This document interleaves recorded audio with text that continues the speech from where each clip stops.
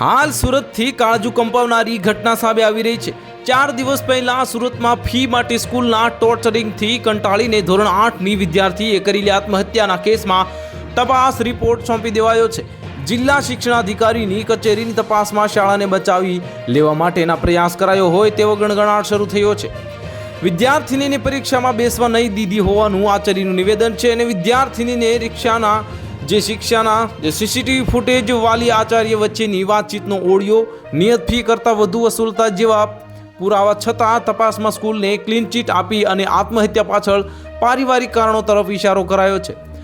સમગ્ર શિક્ષણ જગત માટે કલંકરૂપ ઘટનામાં સુરતની આદર્શ પબ્લિક સ્કૂલને બચાવીને શિક્ષણ વિભાગની નબળાઈઓ ઉપર પડદો પાડવાનો જે પ્રયાસ કર્યો હોય તેવો સીધો આરોપ સુરત શહેર યુવક કોંગ્રેસના પ્રમુખ મેહુલ દેસાઈએ કર્યો છે। ગત મંગળવારે 21મી જાન્યુઆરીએ સુરતના ગોડાદરાની આદર્શ પબ્લિક સ્કૂલમાં ધોરણ 8માં અભ્યાસ કરતી ભાવના ખટીકને ફી ભરવા બાબતે જે વારંવાર ટોર્ચર કરવામાં આવતા વિદ્યાર્થીની આપઘાત કર્યો હતો।